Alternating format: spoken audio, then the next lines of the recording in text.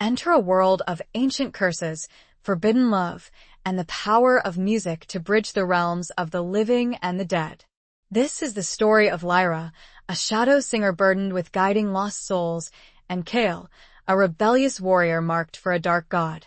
Their paths collide in a whirlwind of danger, duty, and a love that defies the boundaries of life and death. Follow Lyra and Kael as they navigate treacherous landscapes, confront powerful enemies, and discover that their combined strength, her song, and his steel may be the key to saving their world. Experience a tale of sacrifice, redemption, and the enduring power of hope in this captivating full-length romance audiobook. Chapter 1. Dirge of the Dying. The air hung heavy with the scent of blood and wood smoke, a grim symphony to accompany the setting sun. Lyra knelt beside the fallen warrior, his lifeblood staining the parched earth a crimson that mirrored the dying light. He was young, barely a man, his face contorted in a silent scream, a testament to the brutal battle that had claimed his life. He was not of her clan, yet the pull was there, the pull towards the departing. Her fingers, slender and pale, traced the lines of his shattered armor, the cold metal a stark contrast to the fading warmth of his skin. It was her duty, her curse, to sing him into the afterlife, to guide his spirit through the treacherous shadows that awaited him. She was a shadow singer, the last of her line, bound by an ancient pact to shepherd the souls of the dead. Lyra closed her eyes, drawing a deep, steadying breath. The world around her faded, the sounds of the battlefield, the clash of steel, the cries of the wounded, the mournful keening of the wind receding into a distant hum. She focused on the faint, flickering essence of the dying warrior, the fragile spark of life that was rapidly dimming. Her voice, when it emerged, was not her own. It was a sound that transcended the mortal realm, a melody woven from moonlight and sorrow, from ancient magic and the whispers of the dead. It was a dirge, a lament, a song of passage. The notes, pure and ethereal, rose into the twilight sky, weaving a tapestry of sound that shimmered with an otherworldly light. The air around her vibrated with the power of her voice, a power that both terrified and comforted her. It was a power that connected her to the spirit world, a power that made her both revered and feared. As she sang, she felt the warrior's spirit responding, drawn to the haunting beauty of her voice, to the promise of peace, of release from the pain and suffering of the mortal world. She saw, in her mind's eye, the shadows gathering, the spectral forms of the restless dead, drawn to the light of her song. But there was something else, too. A darker presence, a malevolent force that lurked at the edges of her awareness, a shadow that stretched out towards the dying warrior, seeking to claim his soul for its own.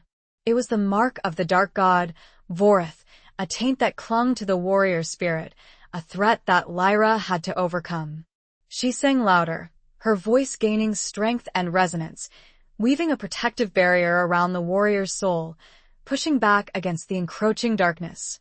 It was a battle of wills, a contest between her ancient magic and the dark god's power, a struggle for the fate of a single soul. Sweat beaded on her forehead, her body trembling with the effort. The song consumed her, draining her energy, leaving her weak and vulnerable. But she could not stop, would not stop, until the warrior's spirit was safe, until he was free from the clutches of the dark god. Finally, with a last, soaring note, she felt the warrior's spirit break free, rising towards the light, leaving behind the pain and suffering of the mortal world. She had succeeded, but the encounter had left her drained, her heart heavy with the weight of her duty, with the constant reminder of the curse that bound her family. As she opened her eyes, the first thing she saw was another warrior, this one alive and watching her. He did not seem friendly at all. Chapter 2. Marked by Shadows. The warrior who stood over Lyra was not of her clan, that much was clear.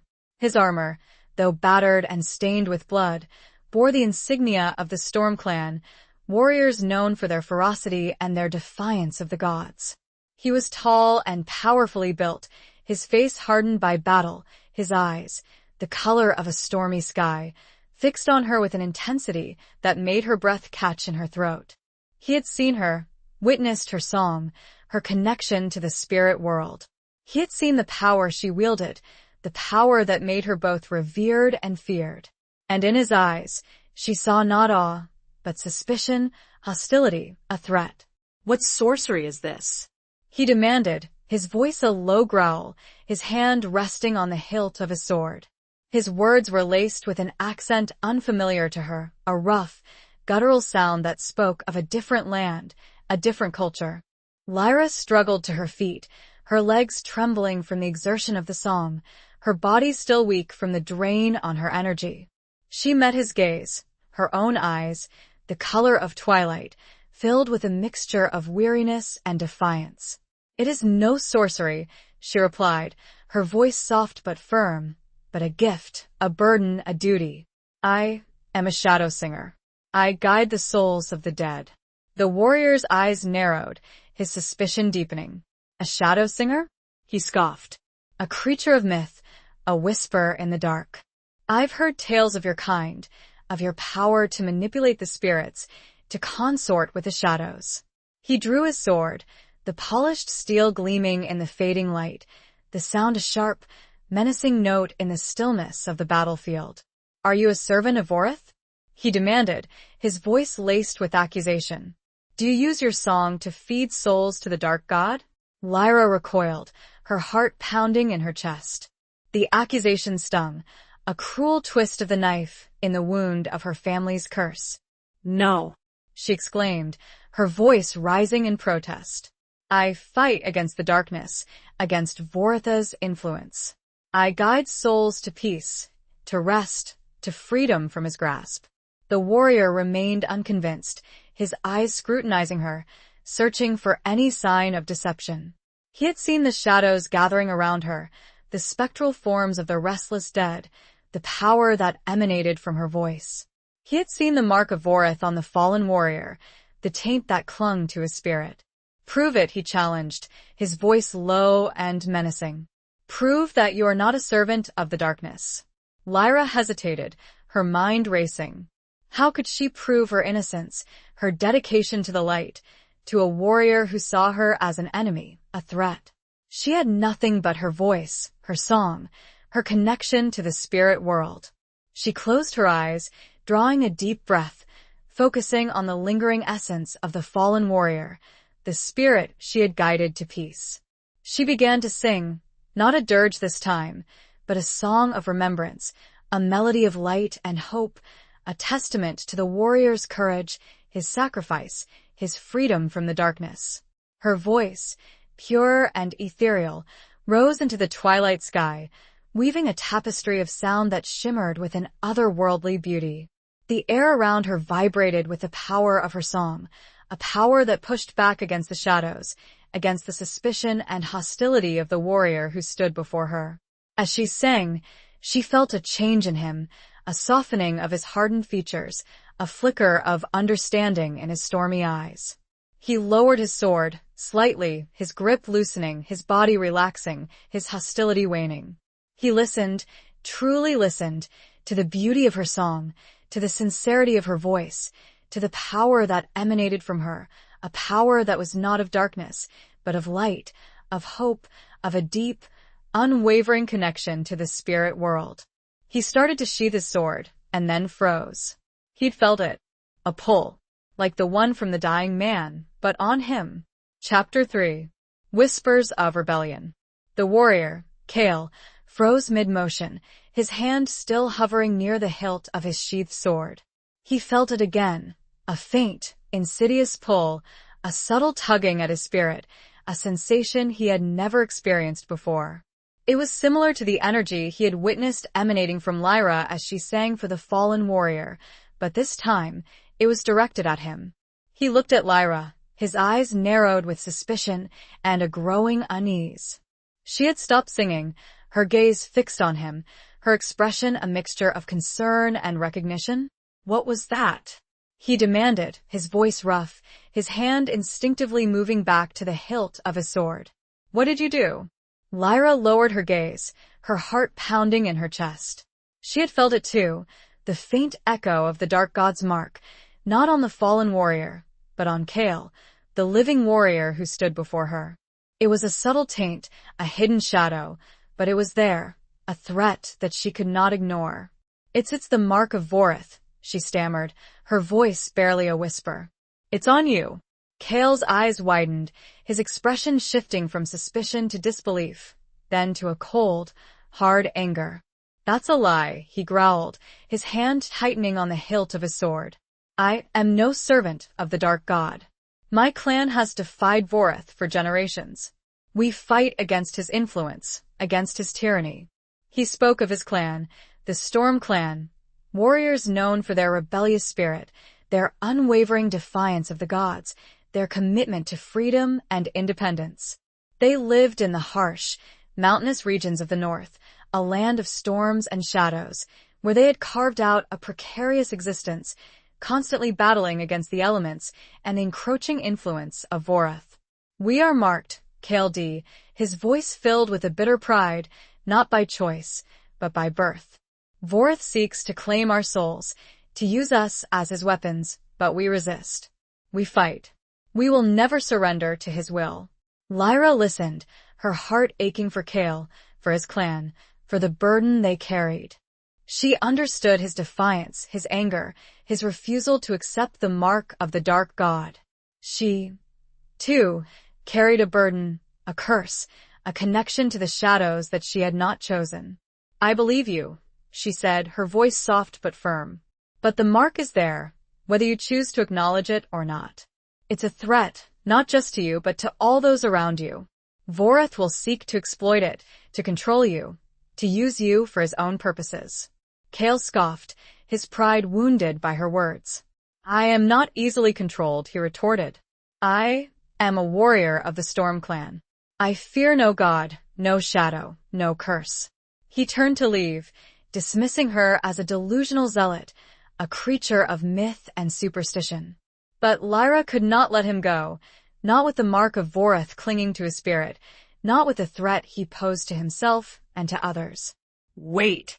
She called out, her voice rising above the mournful keening of the wind. You may not fear the darkness, but the darkness fears my song. I can help you. I can weaken the mark, protect you from Vorith's influence. Kael stopped, his back to her, his body tense with conflicting emotions. He was torn between his pride, his defiance, and a growing sense of unease, a nagging doubt that whispered in the back of his mind. He had felt the pull, the subtle tugging at his spirit, the power of Lyra's song.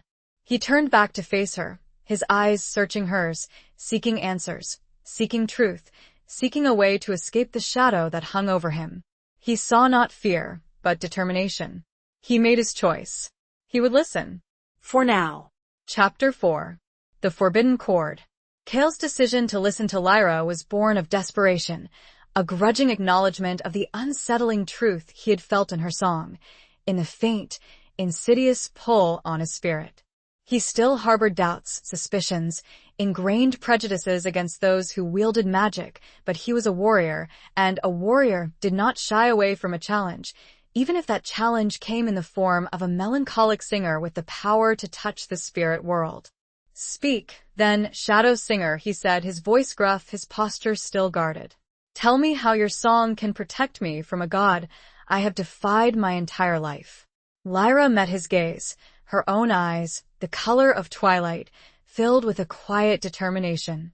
The mark of Vorith is a tether, she explained, a connection between your spirit and the Dark God's power. It allows him to influence you, to manipulate you, to eventually claim your soul. She spoke of the ancient magic that flowed through her veins, the power of her voice to interact with the spirit world, to weave melodies that could strengthen, protect, or sever the connections between the living and the dead. My song can weaken that tether, can create a barrier between you and Vorith's influence. It will not be easy, and it will not be without risk. The Dark God does not relinquish his claims lightly. She explained that the process would require her to sing a specific chord, a forbidden melody, a song that resonated with the very essence of Vorith's power, a song that could both weaken the mark and draw the Dark God's attention. It was a dangerous gamble, a delicate balance between protection and provocation. Kael listened intently, his mind struggling to reconcile the ancient superstitions he had been raised with and the undeniable reality of Lyra's power, the palpable energy that emanated from her voice. He was a warrior, accustomed to facing his enemies head-on, with steel and strength, but this was a different kind of battle, a fight against an unseen foe, a struggle for his very soul. And what is the risk? He asked, his voice laced with skepticism. What price must I pay for this protection? Lyra hesitated, her gaze dropping to the ground, her heart heavy with the weight of her answer. The song will draw Vorith's attention, she confessed, her voice barely a whisper. He will know that you are resisting him, that you are seeking to break free from his grasp. He will come for you, Kael. And he will not come alone. Kael's expression hardened, his hand instinctively moving to the hilt of his sword. He was not afraid of a fight, even against a god. But he also understood the gravity of the situation, the danger that Lyra was offering to face on his behalf. And what of you? He asked, his voice softening slightly, a flicker of concern in his stormy eyes. What price will you pay for singing this forbidden chord? Lyra met his gaze, her own eyes filled with a mixture of fear and determination. My family has been cursed for generations, she said, bound to sing the shadows of the dead, to fight against Vorith's influence.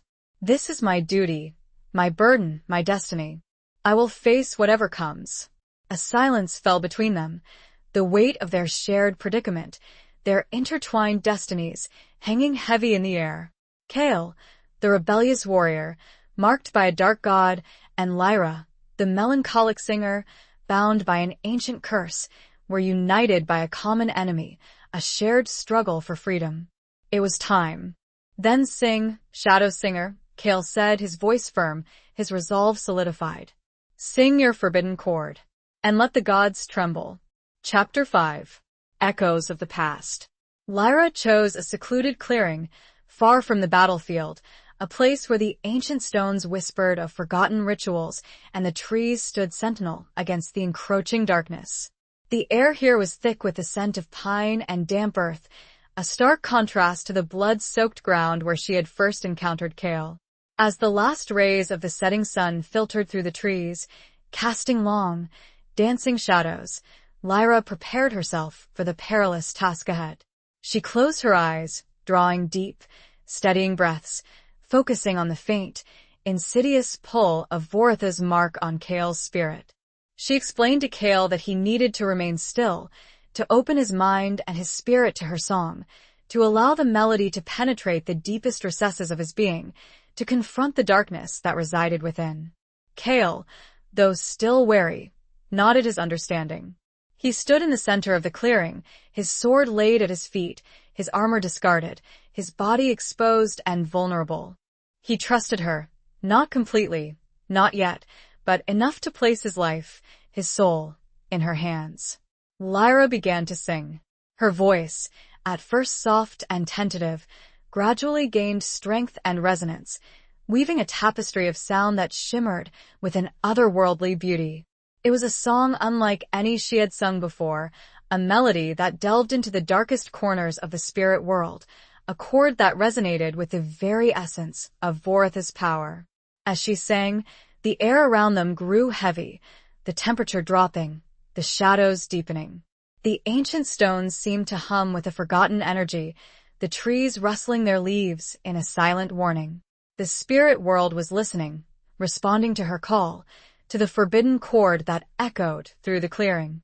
Kael felt the song penetrating his very being, a vibration that resonated deep within his bones, his muscles, his soul. He felt the mark of Vorith, the faint, insidious pull, reacting to the melody, resisting, struggling against the power of Lyra's voice. He saw, in his mind's eye, visions of his past, of his clan's long and bloody struggle against the dark god, of the sacrifices they had made, of the hatred they had harbored for generations. He saw the faces of his ancestors, their eyes filled with defiance, with determination, with a fierce, unwavering commitment to freedom. He saw the origins of the mark, a pact made long ago, a desperate bargain struck between his clan's chieftain and Vorith, a sacrifice made to save his people from annihilation. It was a pact that had cursed his lineage, binding them to the dark god's influence, marking them for a fate they had fought against for centuries. Lyra, too, saw the echoes of the past, the memories and emotions that flowed from Kael's spirit, the history of his clan's rebellion, the source of the mark that clung to him. She understood his defiance, his anger, his determination to break free from Vorotha's grasp. She sang louder, her voice soaring, weaving a protective barrier around Kael's spirit, pushing back against the encroaching darkness, weakening the tether that connected him to the dark god. It was a battle of wills, a contest between her ancient magic and Vorotha's power, a struggle for the fate of a single soul, a struggle that echoed the ancient conflicts of the past. But it was also a struggle she was losing. Chapter 6. A Pact with the Living. Lyra's voice, though powerful and filled with ancient magic, began to falter. The strain of singing the forbidden chord, of battling against Vorotha's influence, was taking its toll. Sweat beaded on her forehead, her body trembled with exhaustion, her voice cracking under the pressure. She could feel the dark god's presence growing stronger, his power pushing back against her song, threatening to overwhelm her. The shadows deepened, the air grew colder, the ancient stones seemed to groan under the weight of the impending conflict. Kael, witnessing her struggle, felt a surge of protectiveness, a desire to shield her from the darkness that threatened to consume her. He had been raised to distrust magic, to rely on his own strength, his own steel, but he could not deny the power of Lyra's song, the courage she displayed in the face of such overwhelming odds. "Lyra, stop," he urged, his voice filled with concern. "You're pushing yourself too hard. You'll be consumed." Lyra shook her head, her eyes still closed, her focus unwavering. "I can't," she gasped, her voice strained. "The market's weakening, but it's not enough." She knew that if she stopped now, Kael would be vulnerable, exposed to Vorotha's full power. She had to push herself to the limit, to break the tether that bound him to the dark god. But she also knew that she couldn't do it alone. She needed help, a source of strength, a connection to the living world that could anchor her, empower her, help her to overcome the darkness. She opened her eyes, her gaze locking with Kael's. She saw his concern, his protectiveness, his growing respect for her and her power. She saw, too, a flicker of understanding, a willingness to trust her, to believe in her, to fight alongside her. "Kael," she pleaded, her voice barely a whisper. "I need your help. I need your strength," she explained, her voice strained and fragmented, that he needed to connect with her, to lend her his energy, his will, his spirit. He needed to touch her, to form a physical bond, to allow her song to flow through him, to amplify its power, to break the mark of Voroth once and for all. It was a dangerous request, a violation of the ancient traditions, a pact not with the dead, but with the living. It was a risk, a gamble, but it was also their only hope.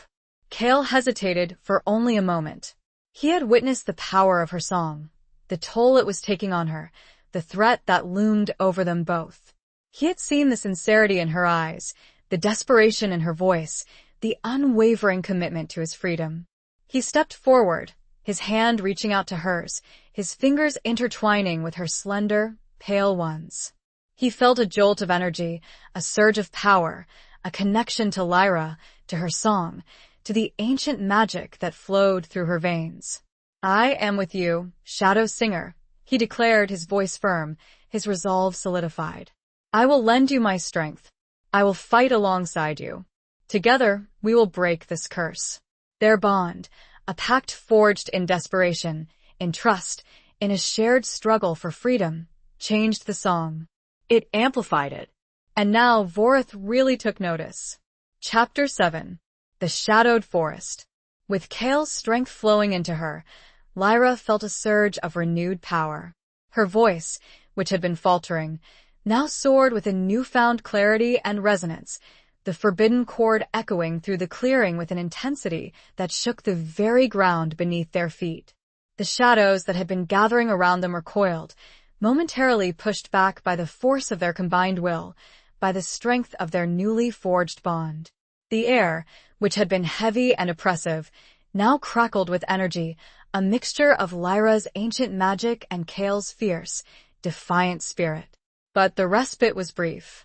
Vorith, enraged by their defiance, by their attempt to sever his connection to Kael, unleashed his full fury.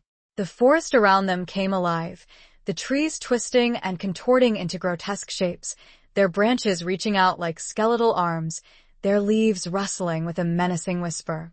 The ground beneath their feet trembled, cracking and splitting, revealing glimpses of a dark, swirling abyss, a realm of shadows and nightmares, the domain of the dark god himself. Spectral figures emerged from the darkness, the restless spirits of those who had fallen under Vorith's influence, their eyes glowing with a malevolent light, their forms twisted and distorted by the dark god's power. Lyra and Kael stood together, their hands clasped tightly, their bodies pressed close, facing the onslaught of the dark god's forces. They were outnumbered, outmatched, but they were not defeated. They had each other. They had their bond. They had the power of Lyra's song, and they had the unwavering determination to fight for their freedom. "Hold fast, Kael," Lyra urged, her voice strained but resolute. "Don't let go. Don't let the darkness consume you." She did to sing, her voice weaving a protective barrier around them, pushing back against the encroaching shadows, deflecting the attacks of the spectral figures. The forbidden chord resonated with the very essence of Vorith's power, weakening his grip on Kael, severing the tether that bound him to the dark god. Kael, though unable to see the spirits that surrounded them, felt their presence, their cold, malevolent energy, their relentless assault on his mind and his spirit. He clung to Lyra, his hand gripping hers with a fierce determination, drawing strength from her song, from their shared bond. He fought back, not with steel, but with will, with the fierce, defiant spirit of his clan, with the unwavering commitment to freedom that had been passed down through generations of Storm clan warriors. He focused on Lyra, on her voice, on her strength, on her unwavering belief in him. The battle raged around them, a clash between light and darkness, between hope and despair, between the power of love and loyalty and the insatiable hunger of a dark god. The forest itself seemed to groan under the strain, the trees swaying and creaking, the ground trembling and cracking, the air thick with the scent of fear and death. It was a battle for Kael's soul, for Lyra's destiny, for the balance. But even with their joined strength, it was not enough. Vorith was too powerful. He was starting to manifest physically. Chapter 8. Trials of the Spirit. The air crackled with an unholy energy, the temperature plummeting to a bone-chilling cold. The shadows coalesced, swirling and twisting, taking on a tangible form, a monstrous presence that radiated malice and power. Vorith, the dark god, was manifesting, drawn by the forbidden chord, by the challenge to his authority, by the threat to his claim on Kael's soul. His form was not yet fully defined, a shifting mass of darkness and shadow, but his eyes, two burning embers of crimson light, pierced the gloom, fixing on Lyra and Kael with a terrifying intensity. His voice, when he spoke, was a cacophony of whispers, a chorus of the damned, a sound that scraped against their very souls. "You dare defy me?" he roared, his voice echoing through the shadowed forest, shaking the trees, silencing the night creatures. "You dare interfere with my plans? You will pay for your insolence." Lyra, despite her fear, stood firm, her hand clasped tightly in Kael's, her voice continuing to weave the forbidden chord, the only weapon she had against the encroaching darkness. "We do not fear you, Vorith," she declared, her voice trembling but resolute. "We will not let you claim Kael's soul. We will fight for his freedom, for our freedom, for the balance of this world." Vorith laughed, a cruel, mocking sound that sent shivers down their spines. "You are nothing," he sneered. "A mere mortal and a rebellious whelp, challenging the power of a god. You are doomed to fail." He unleashed a wave of dark energy, a torrent of shadows and nightmares, directed at Lyra and Kael, seeking to crush their spirits, to break their bond, to claim his prize. Lyra and Kael braced themselves, their bodies tensing, their minds focusing on their connection, on their shared strength, on their unwavering determination to resist. The wave of darkness crashed against them, a physical force that threatened to tear them apart, to overwhelm them with fear and despair. They stumbled, their grip on each other tightening, their bodies screaming in protest. But they held on, their bond, forged in desperation and trust, proving stronger than the dark god's power. Lyra to sing, her voice weaving a protective barrier around them, deflecting the brunt of the attack, channeling the energy of the forbidden chord, pushing back against the encroaching darkness. The melody resonated with the very essence of Vorith's power, weakening his grip on Kael, severing the tether that bound him to the dark god. Kael, though battered and bruised, felt the mark of Vorith loosening, the insidious pull on his spirit diminishing. He felt a surge of hope, a renewed determination to fight, to break free from the dark god's grasp once and for all. He focused on Lyra, on her voice, on her strength, on her unwavering belief in him. He channeled his own energy, his own will, his own defiant spirit into their bond, amplifying the power of her song, reinforcing the protective barrier that shielded them from Vorith's wrath. It was a battle of wills, a contest between light and darkness, a struggle for the fate of a single soul, a struggle that tested the limits of their strength, their courage, their love. The trials, though, were just beginning. Vorith wouldn't simply attack. He would tempt. Chapter 9. The God's Grasp. Vorith, realizing that brute force alone would not break the bond between Lyra and Kael, shifted his tactics. He knew that true power lay not in destruction, but in corruption, in turning one's desires and fears against them. He would tempt them, offer them their deepest desires, exploit their vulnerabilities, and shatter their unity from within. He began with Kael, whispering promises of power, of freedom, of a world where the Storm Clan would reign supreme, where the gods would tremble before them. He showed him visions of a glorious future, a world bathed in the crimson light of his power, a world where Kael would be a king, a god among mortals. "Join me, Kael," Vorith whispered, his voice a seductive murmur in Kael's mind. "Embrace your destiny. Claim the power that is rightfully yours. Together, we will conquer this world and all others." Kael, though weakened by the battle, felt a flicker of temptation, a brief, fleeting desire for the power that Vorith offered. He had always been driven by a fierce ambition, a desire to protect his clan, to free them from the influence of the gods. Vorith's offer was a shortcut, a path to achieving his goals, a temptation that was difficult to resist. But then he looked at Lyra, at her pale, determined face, at her eyes, filled with a mixture of fear and unwavering trust.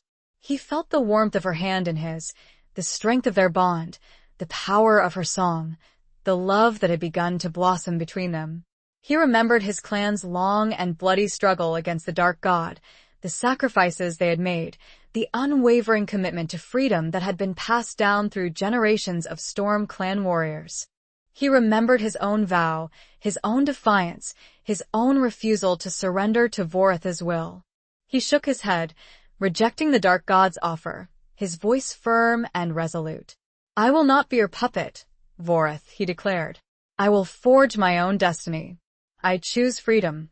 I choose love. I choose to fight alongside the Shadow Singer."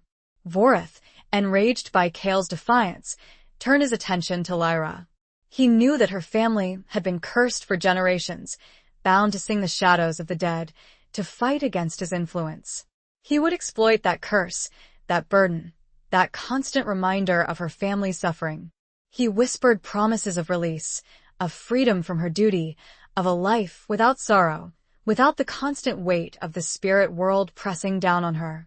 He showed her visions of a peaceful existence, a world where she could sing for joy, not for sorrow, where she could love and be loved without the fear of loss, without the shadow of death hanging over her. "Give up, Lyra," Vorith whispered, his voice a cruel temptation in her mind. Release the warrior. Let me claim his soul. And I will free you from your curse. You will be free to live, to love, to sing without sorrow. Lyra, exhausted and vulnerable, felt the temptation acutely. She had always longed for a normal life, for a release from the burden of her family's curse, for a chance to experience joy without the constant shadow of death. Voritha's offer was a siren song, a promise of peace that was almost irresistible. It was working. Kael felt her grip weaken. Chapter 10. A Song for the Lost. Lyra's grip on Kael's hand weakened, her song faltering, the protective barrier around them flickering precariously. Voritha's whispers were a seductive poison, weaving their way into her mind, exploiting her deepest desires, her yearning for a life free from the burden of her family's curse. She saw visions of a world without shadows, without the constant presence of the dead, without the weight of her duty pressing down on her. She saw herself laughing, dancing, singing for joy, not for sorrow, surrounded by love and light, free from the fear of loss, from the constant reminder of mortality. But then, she felt Kael's hand tightening around hers, his grip a firm, reassuring anchor in the storm of temptation. She heard his voice, not a whisper, but a strong, clear call, cutting through the darkness, reminding her of who she was, of what she stood for, of the bond they shared. Lyra, don't listen to him, Kael urged, his voice filled with a desperate plea. He's lying. He's trying to break us. Remember your duty, your family, your song. Remember me. His words, his touch, his unwavering belief in her, acted as a lifeline, pulling her back from the brink of despair, from the seductive allure of Voritha's false promises. She remembered her ancestors, the generations of shadow singers who had fought against the darkness, who had sacrificed everything to protect the living and guide the dead. She remembered her own vow, her own commitment to her duty, her own refusal to surrender to the curse that had haunted her family for centuries. She remembered the fallen warrior, the spirit she had guided to peace, the countless souls she had shepherded through the shadows. She remembered Kael, his rebellious spirit, his fierce determination, his unwavering loyalty, his growing love for her. She remembered their bond, forged in desperation, strengthened by trust, solidified by a shared struggle for freedom. She drew a deep breath, focusing on Kael's presence, on his strength, on his love. She pushed back against Voritha's whispers, rejecting his false promises, reaffirming her commitment to her duty, to her family, to her song. Her voice, which had been faltering, now rose again, stronger and clearer than before, filled with a renewed determination, a fierce defiance, a love that transcended the darkness. She sang not the forbidden chord, not the song of power and conflict, but a song of remembrance, a song of hope, a song for the lost, a song for Kael. The melody, pure and ethereal, wove a tapestry of light and sound, pushing back against the encroaching shadows, reinforcing the protective barrier around them, reminding Vorith that he had not won, that he would never win, as long as there was love, loyalty, and the will to fight for freedom. The song resonated with the very essence of her being, with the spirit of the moonbound, with the ancient magic that flowed through her veins. It was a song of defiance, a song of hope, a song of love, a song that would echo through the ages. It was her song, finally, and Vorith began to retreat. He could not stand against this. Chapter 11. The Price of Freedom. As Lyra's song of defiance reached its crescendo, Voritha's form began to flicker and dissipate, his whispers fading into the silence of the shadowed forest. The dark god, unable to withstand the power of her love, her loyalty, her unwavering commitment to her duty, was forced to retreat, his grip on Kael's soul broken, his plans thwarted. The spectral figures that had surrounded them vanished, the twisted trees returned to their normal forms, the ground ceased to tremble, the air cleared, the oppressive darkness receding like a tide.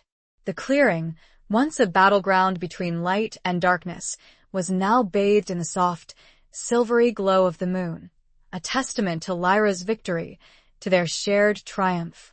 But the victory came at a price. As the last notes of her song faded, Lyra collapsed, her body exhausted, her spirit drained, her energy depleted by the immense effort of battling a god. Kael caught her, his arms wrapping around her protectively, his heart filled with a mixture of relief, gratitude, and a growing, undeniable love. He held her close, his cheek resting against her hair, his voice a soft, reassuring murmur. "You did it, Lyra," he whispered. "You saved me. You broke the curse." Lyra, barely conscious, managed a weak smile, her eyes fluttering open, meeting his gaze with a mixture of exhaustion and triumph. We did it together," she stammered, her voice barely a whisper. She had broken the mark of Vorith on Kael, severing the dark god's connection to him, freeing him from the shadow that had hung over him since birth. But in doing so, she had also exhausted the magic that protected her. She was no longer a shadow singer. Kael, now free from Vorith's influence, felt a surge of gratitude, of protectiveness, of a love that transcended the boundaries of their different worlds, of their different destinies. He knew that he would do anything for her, that he would protect her, cherish her, stand by her side, no matter what the future held. He carried her back to her clan, to the people who had both revered and feared her, to the place where she had been bound by duty, by tradition, by the curse of her family. He knew that she would face questions, doubts, perhaps even hostility, but he would be there to support her, to defend her, to love her. As they approached Lyra's village, they were met with a mixture of awe and apprehension. The villagers had felt the shift in the spirit world, the defeat of Vorith, the breaking of the mark. They had seen the power of Lyra's song, the courage she had displayed, the sacrifice she had made. But they also knew that she was different now, that she had broken with tradition, that she had forged a pact with a living warrior, a member of a rival clan, a man who had once been marked by the dark god. They did not understand her actions, her choices, her love. Lyra, though weak and exhausted, stood tall, her head held high, her eyes filled with a newfound confidence, a sense of freedom she had never known before. She was no longer bound by the curse, by the expectations of her family, by the weight of the spirit world. She was free to choose her own path, to forge her own destiny, to love and be loved without fear, without reservation. She looked at Kael, her hand reaching out to his, their fingers intertwining, their bond stronger than ever. She knew that they would face challenges, that their love would be tested, that their different worlds would clash. But she also knew that they would face them together, united by their shared struggle, by their unwavering commitment to each other, by the love that had blossomed between them in the heart of the shadowed forest. She had sung her last dirge, but there would be other songs. She smiled at that thought. Chapter 12. Beneath a Shattered Sky. The elders of Lyra's clan met her return with a mixture of relief and suspicion. They had felt the ripple in the spirit world, the breaking of Vorith's hold, and they had witnessed the undeniable power of Lyra's song. But they were also bound by tradition, by the ancient laws that had governed the shadow singers for generations. Lyra had broken those laws, had defied their customs, had forged a pact with a living warrior, an outsider, a member of a clan known for their defiance of the gods. They questioned her, their voices filled with a mixture of concern and disapproval. They asked her about the ritual, about the forbidden cord, about the price she had paid for Kael's freedom. They asked her about her connection to Kael, about her feelings for him, about her intentions for the future. Lyra, though weary from her ordeal, answered their questions truthfully, honestly, without fear or reservation. She explained her actions, her choices, her love for Kael, her commitment to a future free from the curse, free from the constraints of tradition, free to forge her own path. She told them that she was no longer a shadow singer, that the magic that had defined her life, that had burdened her family for generations, was gone. She had used it all, exhausted it completely, to break the mark of Vorith on Kael, to sever the dark god's connection to him, to free him from the shadow that had hung over him since birth. The elders listened in silence, their faces etched with a mixture of disbelief, disappointment, and a grudging respect. They had lost their shadow singer, the last of their line, the one who had been destined to guide the souls of the dead, to protect them from the darkness. But they had also gained something else, something unexpected, something that challenged their understanding of the world, of their place in it, of the very nature of magic and destiny. They had gained a woman who had defied the gods, who had broken a curse, who had chosen love over duty, who had forged a new path, a path of freedom and hope. Not all of the elders were accepting. Some clung to the old ways, to the traditions that had defined their lives, to the fear of change, to the suspicion of outsiders. They saw Lyra's actions as a betrayal, a sacrilege, a threat to their way of life. But others, influenced by Lyra's courage, by her honesty, by her unwavering commitment to Kael, began to question their own beliefs, their own assumptions, their own understanding of the world. They saw in Lyra a new hope, a new possibility, a new way forward. The debate among the elders raged for hours, their voices echoing through the village, their arguments reflecting the deep divisions within their community, the struggle between tradition and change, between fear and hope. It mirrored the sky above. Though Vorith had retreated, the sky seemed fractured, broken. Kael, standing by Lyra's side, witnessed the conflict, the uncertainty, the fear that gripped her people. He felt a surge of protectiveness, a desire to shield her from the disapproval, from the hostility, from the weight of their expectations.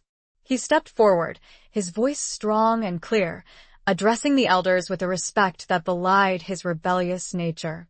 He spoke of his own clan, of their long and bloody struggle against the dark god, of their unwavering commitment to freedom, of their willingness to defy the gods themselves.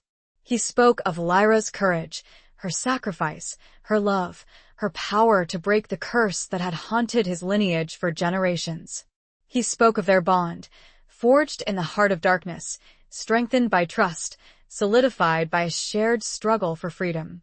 He offered them a choice, a chance to join him, to join Lyra, to forge a new alliance, a new pact, a new future, where the clans could unite, where the living and the dead could coexist, where the power of love and loyalty could overcome the darkness. He offered them his protection in return. He was, after all, still a warrior. And a very good one. Chapter 13. The Warrior's Heart. Kael's impassioned speech, delivered with the conviction of a warrior and the heart of a man deeply in love, resonated with some of the elders, swaying their opinions, chipping away at their resistance, planting seeds of hope in the fertile ground of their uncertainty. They saw in him not just a rebellious warrior, an outsider, a member of a rival clan, but a man of honor, a man of courage, a man who had been touched by the darkness and had emerged stronger, a man who was willing to stand by Lyra, to protect her, to love her, no matter the cost. They saw in their alliance a potential for strength, for unity, for a future where the clans could stand together against the forces of darkness, where the living and the dead could coexist in peace, where the power of love and loyalty could overcome the ancient feuds and prejudices that had divided them for generations. But the decision was not unanimous. The elders remained divided, their opinions reflecting the deep-seated divisions within their community, the struggle between tradition and change, between fear and hope. The debate the arguments growing more heated, the tension in the air thick with unspoken anxieties. Lyra, watching the conflict unfold, felt a pang of guilt, a sense of responsibility for the turmoil she had caused. She had sought to break free from the curse, to forge her own destiny, but she had also disrupted the lives of her people, challenged their beliefs, threatened their way of life. She stepped forward, her voice soft but firm, addressing the elders with a respect that belied her newfound freedom.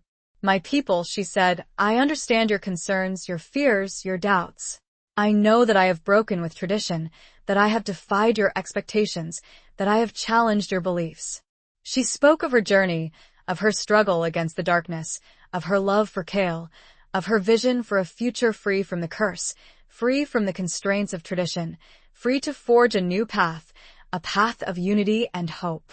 I did not choose this path lightly, but I believe that it is the right path, not just for me, but for all of us. The world is changing, the shadows are gathering, and we must adapt. We must unite. We must find new ways to survive, to thrive, to protect ourselves from the darkness. She offered them a choice, a chance to embrace change, to join her and Kael, to forge a new alliance, a new pact, a new future, where the clans could stand together, where the living and the dead could coexist, where the power of love and loyalty could overcome the ancient feuds and prejudices that had divided them for generations. But the choice is yours, she concluded, her voice filled with a quiet strength, a newfound confidence, a sense of freedom she had never known before. I will not force you to follow me. I will respect your decision, whatever it may be. Her words, spoken with honesty, with humility, with a deep love for her people, struck a chord with the remaining undecided elders. They saw in her not a rebellious outcast, not a threat to their traditions, but a leader, a visionary, a woman who had the courage to challenge the status quo, to forge a new path, to offer them a future filled with hope. One by one, the remaining elders stepped forward, pledging their support for Lyra and Kael, their willingness to embrace change, their commitment to a new alliance, a new pact, a new future. The decision was made. The clan would stand with Lyra and with Kael, but the shattered sky remained. The world was still in danger. Chapter 14. The Singer's Sacrifice. The reunification of Lyra's clan, though a significant victory, was but a small step towards healing the fractured world. The shattered sky remained a constant reminder of Voritha's lingering influence, of the imbalance in the spirit world, of the threat that still loomed over them all. Lyra, though no longer a shadow singer in the traditional sense, still felt a connection to the spirit world, a heightened awareness of the unseen forces that shaped their reality.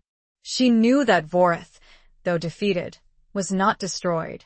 He was weakened, diminished, but he would return, seeking revenge, seeking to reclaim his power, seeking to plunge the world into darkness. She also knew that her sacrifice, the exhaustion of her magic to free Kael, had left a void, a gap in the defenses of the living world. The balance had been disrupted, the scales tipped in favor of the shadows.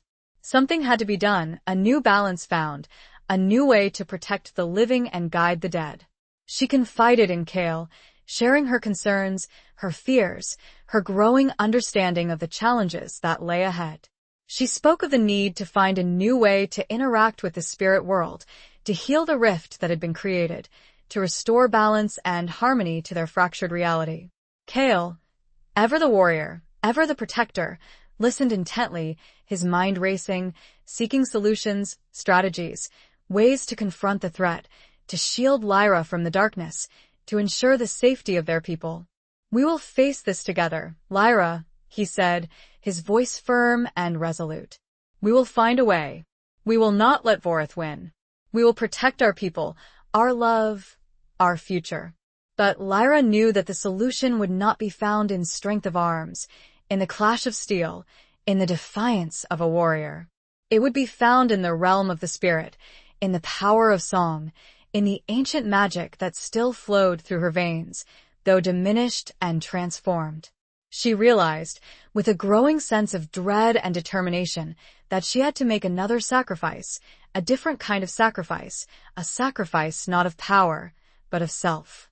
She had to journey into the spirit world, to confront Vorith on his own ground, to heal the rift, to restore balance, to sing a new song, a song of unity, a song of hope, a song of life. She knew that it was a perilous undertaking, that she might not return, that she might be lost forever in the shadows. But she also knew that it was the only way, the only chance to save her people, to save Kael, to save the world from the encroaching darkness.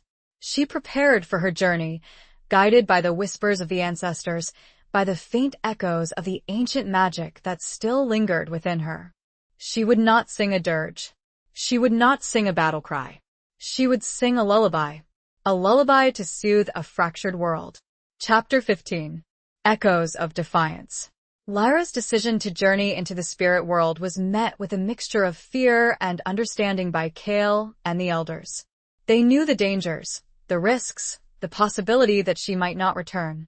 But they also knew that it was the only way, the only hope to heal the fractured world, to restore balance, to confront Vorith on his own ground. Kael, though his heart ached with the thought of losing her, stood by her side, his love and support unwavering. He offered to accompany her, to protect her, to fight alongside her, but Lyra gently refused. This was a journey she had to undertake alone, a battle she had to face with her own strength, her own spirit, her own song. "This is not your fight, my love," she said, her voice soft but firm. "This is a battle of the spirit, a song that only I can sing. You must stay here, protect our people, prepare for what is to come. Be the shield, while I am the song." Kael, though reluctant, understood.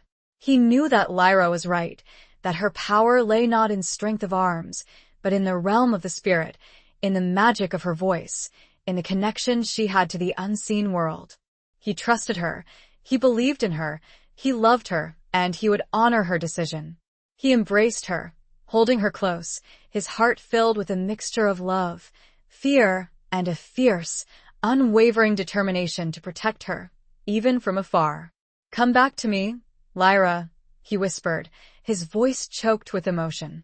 "Come back to me, my song, my love, my life." Lyra met his gaze, her own eyes filled with a love that transcended the boundaries of life and death, of the seen and unseen worlds. "I will," she promised, her voice filled with a quiet strength, a newfound confidence, a sense of purpose that burned brighter than any star. "I will sing a new song, a song of hope, a song of unity, a song of life. And I will return." With the blessings of her clan and the unwavering support of Kael, Lyra prepared for her journey. She chose a place of power, a nexus between the living and spirit worlds, a site where the veil was thin, where the echoes of the ancestors could be heard most clearly. It was the same clearing where she sang the forbidden chord. As the moon reached its zenith, casting a silvery glow upon the land, Lyra stood alone in the clearing, her body adorned with the symbols of her ancestors, her heart filled with a mixture of fear and determination. She closed her eyes, drawing a deep breath, focusing on the faint, ethereal whispers of the spirit world. She began to sing. Not a dirge, not a battle cry, not a forbidden chord, but a lullaby, a song of peace, of healing, of unity, a song that resonated with the very essence of life, of hope, of the enduring power of love. Her voice, though no longer imbued with the full power of the shadow singer magic, was still strong, still pure, still capable of touching the hearts and souls of those who listened, both living and dead. The melody, soft and gentle, wove a tapestry of sound that shimmered with an otherworldly beauty, a beacon of light in the encroaching darkness. As she sang, the veil between the worlds thinned, the boundaries blurred, the spirits of the ancestors gathered around her, drawn to her song, to her courage, to her unwavering commitment to healing the fractured world. She was not alone, and slowly, very slowly, she began to walk into the spirit world. Chapter 16. The Gathering Storm. Lyra stepped through the veil, her physical form dissolving into the ethereal mist, her consciousness merging with the spirit world. She found herself in a landscape both familiar and alien, a reflection of the living world, but distorted, fragmented, filled with shadows and echoes of the past. The spirits of the dead surrounded her, some familiar, some unknown, their forms shimmering and translucent, their eyes fixed on her with a mixture of curiosity, hope, and apprehension. They had heard her song, felt the pull of her lullaby, the promise of peace, of healing, of unity. But the spirit world was not a peaceful place. It was a realm of conflict, of struggle, of unresolved emotions, of lingering attachments to the living world. Vorith's influence was still strong here, his shadows lurking in the corners, his whispers echoing through the ethereal landscape, seeking to corrupt, to control, to consume. Lyra, though vulnerable and alone, pressed forward, her song guiding her, her determination unwavering. She knew that she had to reach the heart of the spirit world, the nexus of power where Voritha's influence was strongest, where the rift between the living and the dead was most pronounced. As she journeyed deeper into the spirit world, she encountered various spirits, some helpful, some hostile, some lost and confused. She used her song to soothe the troubled, to guide the lost, to offer comfort and hope to those who had been trapped in the shadows for too long. She learned more about the nature of the spirit world, about the intricate connections between the living and the dead, about the importance of balance, of harmony, of respect for the natural order. She understood that Voritha's power stemmed from the disruption of that balance, from the exploitation of fear and grief, from the manipulation of the spirits for his own selfish gain. She also encountered resistance, opposition from those spirits who had fallen under Voritha's sway, who had become corrupted by his darkness, who sought to prevent her from reaching her destination, from fulfilling her mission. She battled them, not with weapons, not with force, but with her song, with the power of her lullaby, with the unwavering belief in the possibility of healing, of unity, of peace. She soothed their anger, calmed their fears, offered them redemption, a chance to break free from Voritha's grasp.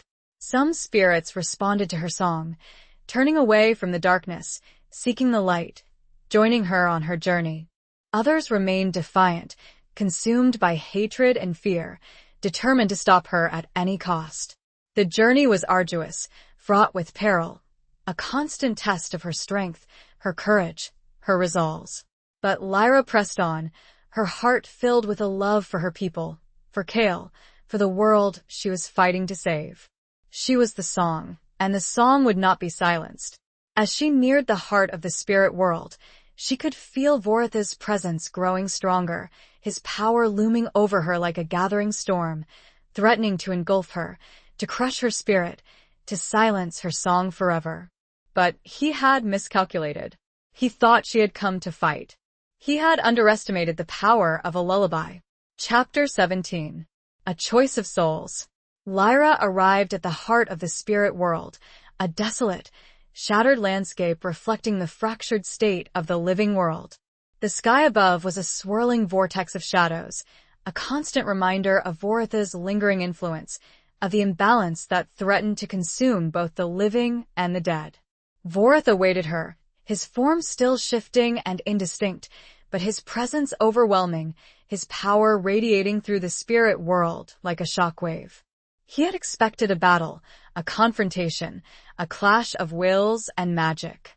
He had expected defiance, resistance, a struggle for dominance.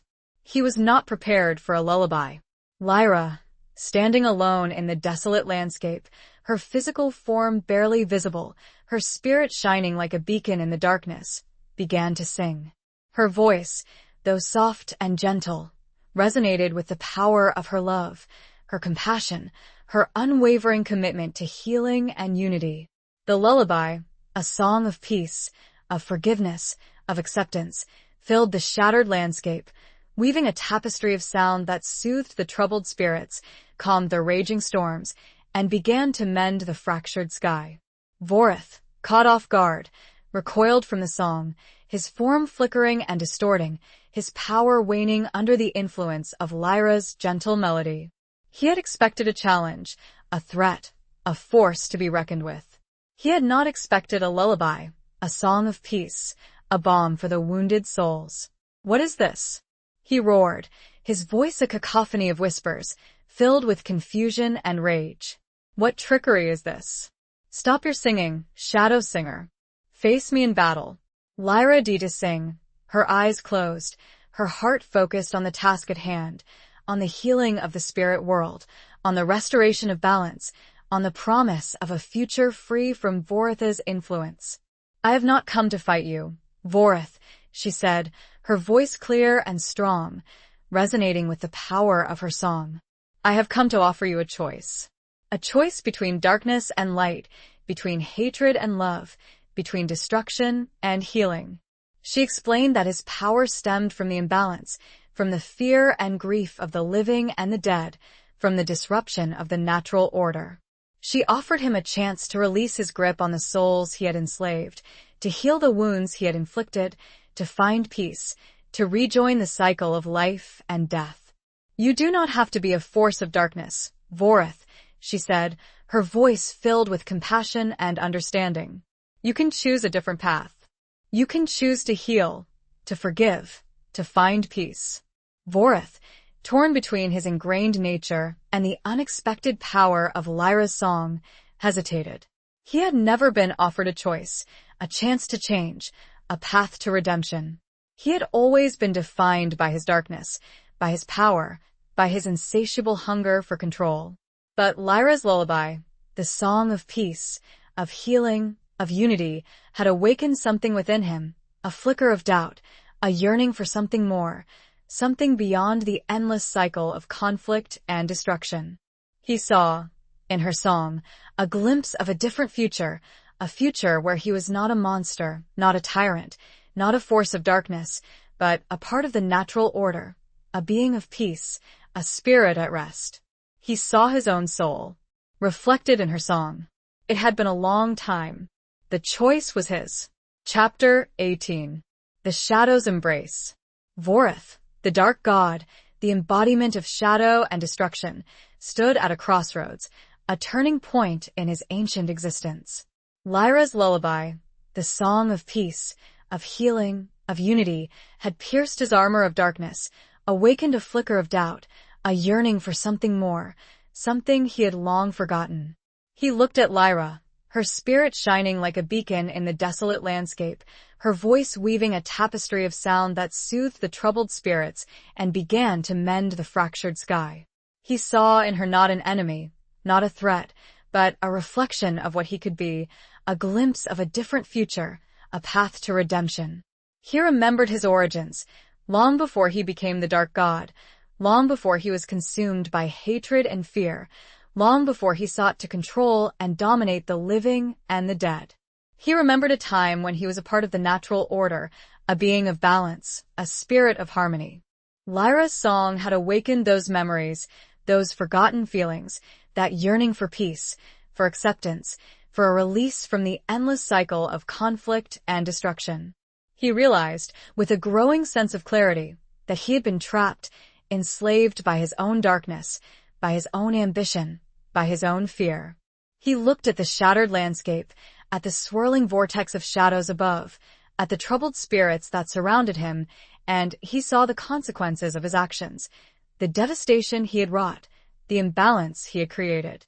He felt a pang of remorse, a flicker of guilt, a desire to make amends, to heal the wounds he had inflicted. He made his choice.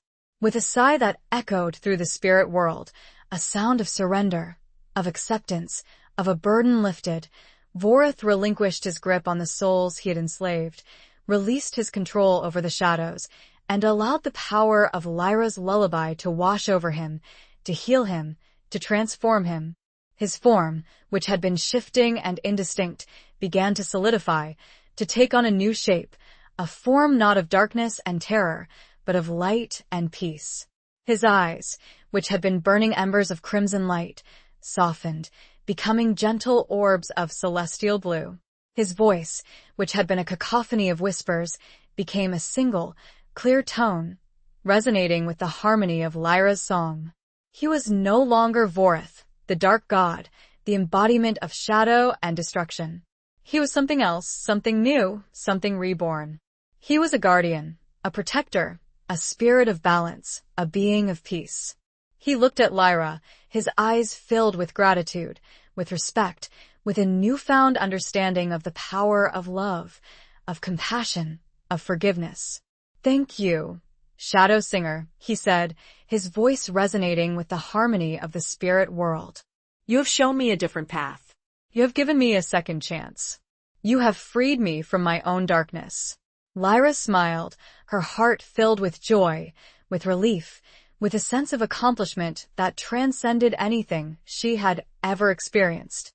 She had succeeded, not by force, not by battle, but by the power of her song, by the unwavering belief in the possibility of healing, of unity, of peace. The shattered sky above began to mend, the swirling vortex of shadows dissipating, replaced by a clear, luminous expanse, filled with the light of 1,000 stars. The desolate landscape began to bloom, the barren ground sprouting forth with new life, the troubled spirits finding peace, their forms becoming whole and radiant. The spirit world was healing, the balance was being restored, the rift between the living and the dead was closing.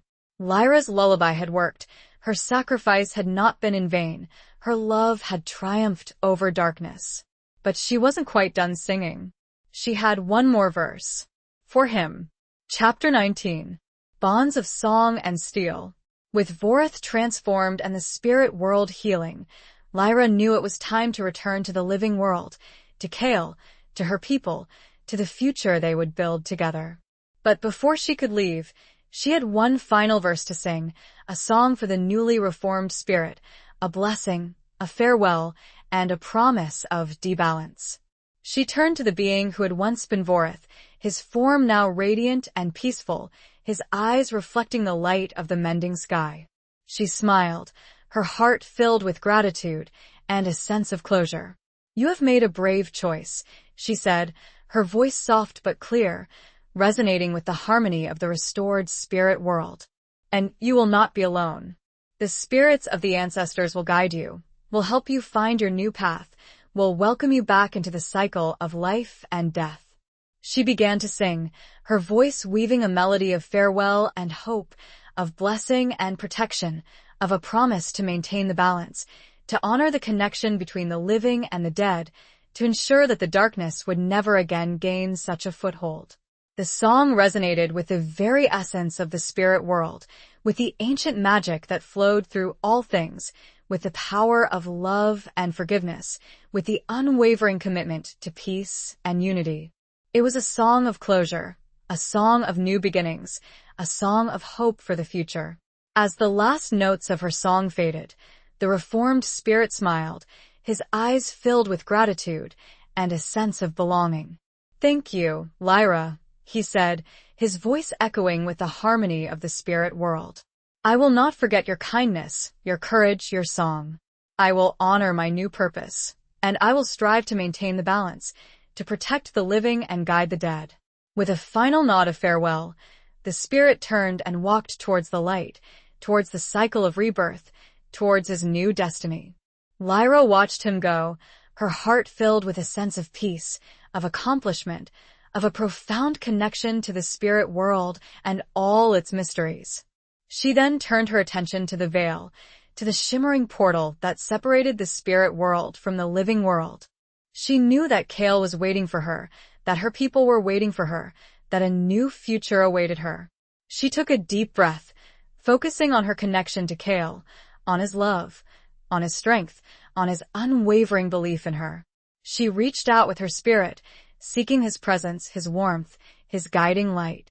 She felt him, his love reaching out to her across the veil, a beacon in the darkness, a promise of reunion, a testament to the enduring power of their bond.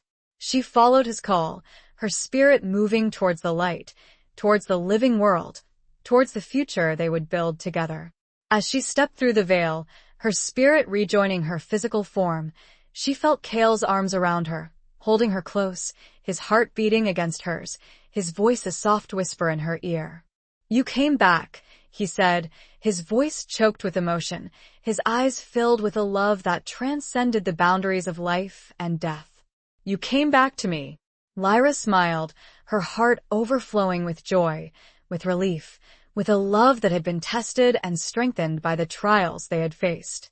"I told you I would," she whispered, her voice filled with the promise of a new dawn, a new beginning, a new song. They were together again, their bond stronger than ever, their love a beacon of hope in a world that had been touched by darkness and emerged into the light. They had faced the shadows, they had sung their songs, and they had found their way back to each other. The final verse had one final, beautiful note. They were not alone. The spirits who had aided Lyra surged through the veil with her. They would aid the living now. Chapter 20. Under a dawning light. Lyra and Kael emerged from the clearing, hand in hand, their faces radiant with the joy of reunion and the triumph over darkness. They were greeted by the awestruck faces of their people, the elders of Lyra's clan and the warriors of the Storm clan, who had gathered at the edge of the woods, waiting anxiously for their return.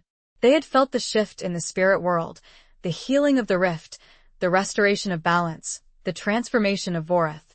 They had seen the shattered sky mend, the darkness recede, replaced by a clear, luminous expanse filled with the light of 1,000 stars. But they had also seen something else, something unexpected, something that challenged their understanding of the world and their place in it. They had seen the spirits, the countless souls who had aided Lyra in her journey, who had surged through the veil with her, choosing to remain in the living world, to help, to guide, to protect. The spirits, shimmering and translucent, their forms radiating a gentle, ethereal light, mingled with the living, their presence a testament to the new unity, the new balance, the new hope that had dawned upon their world. Lyra and Kael, standing before their people, their bond stronger than ever, their love a beacon of hope in the dawning light, addressed the assembled clans. "The darkness has been defeated," Lyra announced, her voice clear and strong, resonating with the power of her journey, with the spirit of unity, with the love she felt for her people and for Kael. "The spirit world is healing, the balance is being restored, and a new era has begun." She spoke of her journey, of her encounter with Vorith, of his transformation, of his choice to embrace the light, of his commitment to maintaining the balance between the living and the dead. She spoke of the spirits who had chosen to remain in the living world, to help, to guide, to protect, to bridge the gap between the two realms, to forge a new understanding, a new cooperation, a new unity. Kael stepped forward, his voice echoing Lyra's words, his presence a testament to the strength of their bond, to the power of their love, to the future they would build together. "We have been divided for too long," he said, his voice filled with conviction and a newfound understanding of the interconnectedness of all things. Divided by fear, by prejudice, by ancient feuds, by the boundaries between the living and the dead. He spoke of his own clan's history, of their long and bloody struggle against the dark god, of their unwavering commitment to freedom, of their willingness to defy the gods themselves.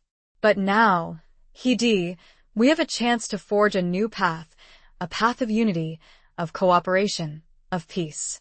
We have a chance to build a world where the living and the dead can coexist, where the clans can stand together, where the power of love and loyalty can overcome the darkness." He extended his hand to Lyra, their fingers intertwining, their bond a symbol of the new alliance, the new pact, the new future they were forging together.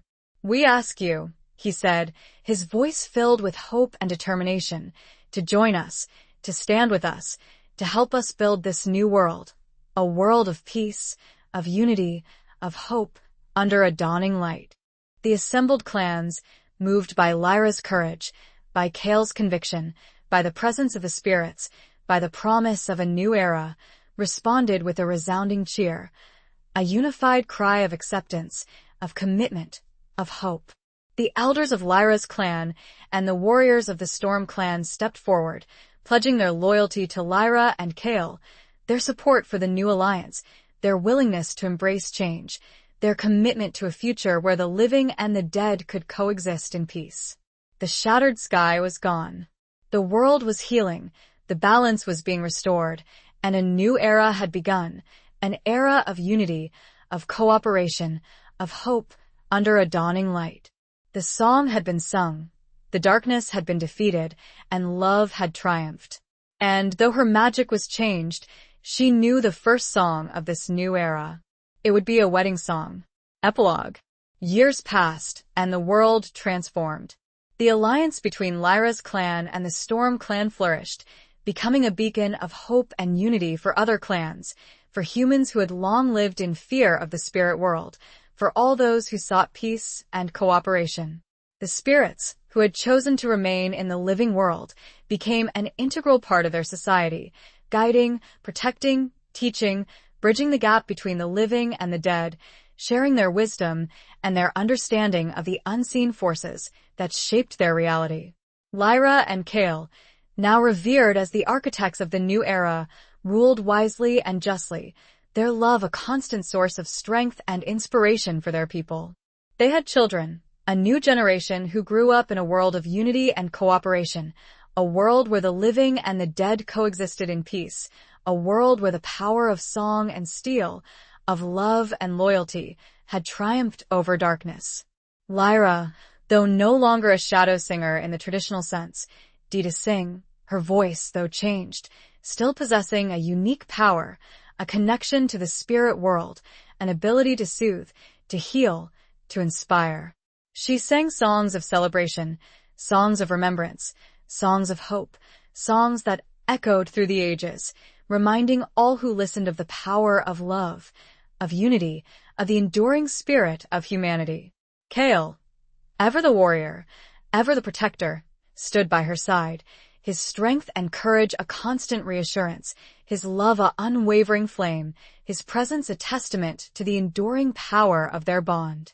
One evening, under a clear, starlit sky, Lyra and Kael stood together on a hilltop, overlooking the valley where their clans had first united, where their love had blossomed, where their journey had begun. They were older now, their hair streaked with silver, their bodies bearing the marks of time and experience, but their eyes still shone with the same love, the same determination, the same unwavering commitment to the future they had built together. They looked out at the world, at the peaceful villages, at the thriving communities, at the spirits mingling with the living, at the clear, luminous sky, and they knew that they had succeeded. They had overcome the darkness, they had healed the fractured world, they had forged a new path, a path of unity, of peace, of hope. Lyra smiled, her heart filled with a profound sense of peace, of accomplishment, of a love that had endured the test of time and emerged stronger than ever. She reached out and took Kael's hand, their fingers intertwining, their bond a symbol of the enduring power of their song, of their love, of their legacy. "We did it, my love," she whispered, her voice filled with the joy of a new dawn, a new beginning, a new song. "We sang a new world into being."